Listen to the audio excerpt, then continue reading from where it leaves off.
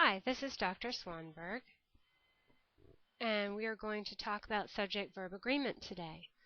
Subject-verb agreement means that we need our subjects and our verbs to behave together in particular ways. When we say that a subject must agree with a verb, that means that it must use the verb form that matches the person and number of the subject. If the subject is first person singular, like I, the verb needs to agree in person and number, I am. If a subject is third person plural, like he, then we need the verb to agree in person and number, he is. In order to agree, only one can have the S. Think of it as a couple driving. If they agree on who is driving, only one of them has the steering wheel. Still, one of them must have the steering wheel. They can't both let go. Let's take a look at this in action. It's the same with subjects and verbs. A singular noun or pronoun will need a verb with an S on the end of it. Look at the following examples and notice that when the subject has no S, then the verb does have one. When the subject does have an S, the verb does not. Again, only one of them will have the S at a time.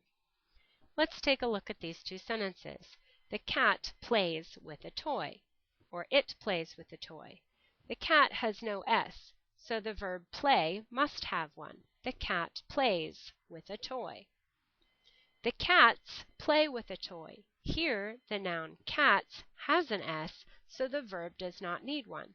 Only the subject or the verb is going to have an S. Really, though, since we can't learn every possible subject and verb combination, we must memorize this chart. We went over this in class. It has a singular and a plural side, and it has the pronouns that can be used as subjects. I, you, he, she, and it, we, you, and they. We've conjugated one verb with each of these pronouns just so you can memorize the chart. It's the verb to be. I am, we are, you are, he, she, or it is, and they are. And you'll notice in the top left-hand corner of each box it tells you what person it is, first, second, or third, and then the left side of the chart, all those pronouns are singular, and on the right side of the chart, all of those pronouns are plural. So we need to make sure we memorize this chart. Here's the procedure for checking subject-verb agreement. First, locate your verb. Second, locate your subject. Third, pick your pronoun. That's the pronoun you're looking for on this chart.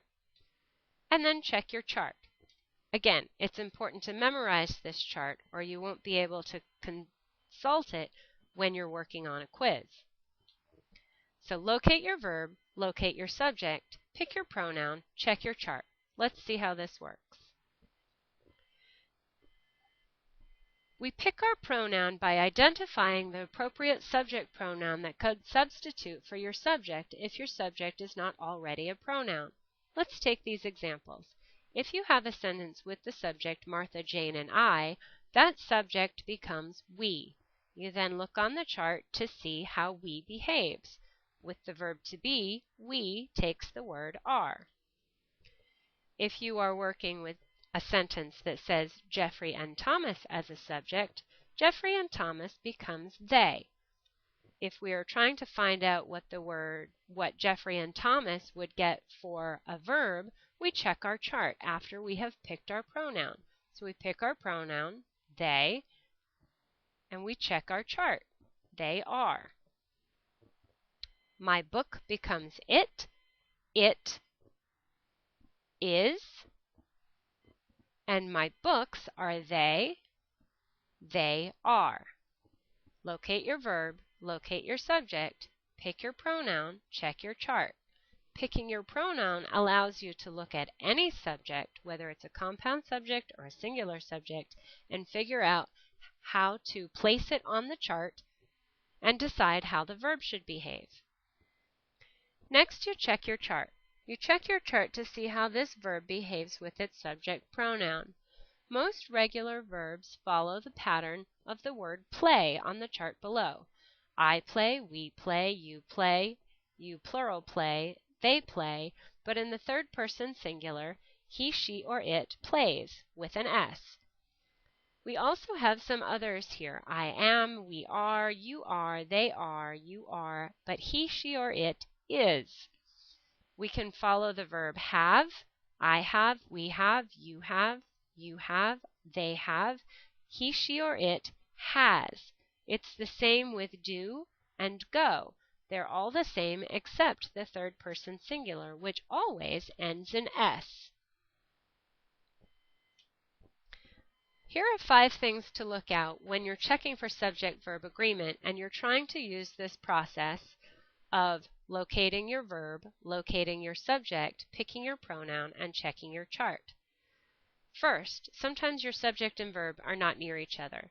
It can be difficult to locate your subject and your verb. It is important to find your verb first.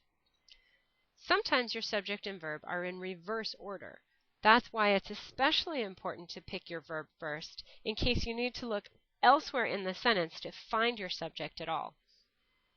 It's important to look for and versus or. It's important to look for words that end in one or body, like everyone or nobody. And it's important to remember that a group is treated as one unit. Let's take a look at these one thing at a time. Sometimes your subject and your verb are not near each other or are separated by modifiers or prepositional phrases, as in these 2 examples.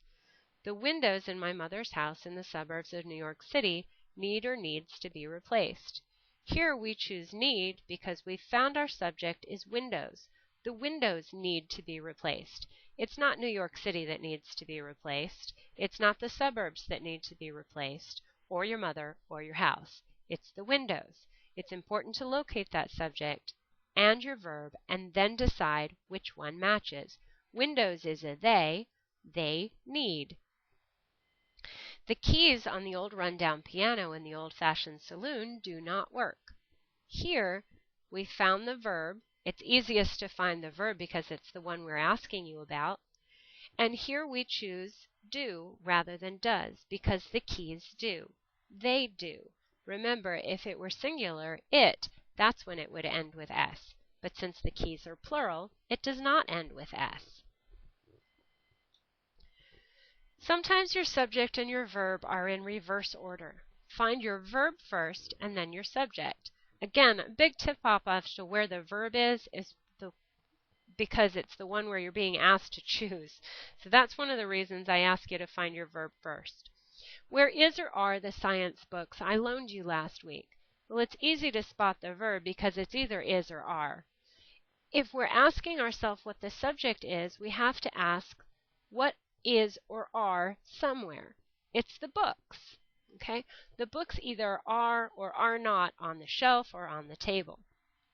So here we identify books as a they on our chart, and we know that they takes the word are rather than is. Let's look at another one. There need or needs to be more rules for teenagers to follow on Facebook. Here we know that our verb is need or needs because that's what we're asking to choose. What do there need or needs to be? Well, there need to be rules. So rules is our subject. Rules is plural, taking the pronoun they, so they need. Let's take a look at the next rule. Look for and versus or. A compound subject using the word and will be treated like the plural pronoun they or we, as in mother and I would be we. Mother and Jane would be they. Words like both and all also get treated as plural. However, a compound subject using or will be treated like 2 single subjects and use singular pronouns, he, she, or it. Is mother or father home would be answered by the question he is, but she is not.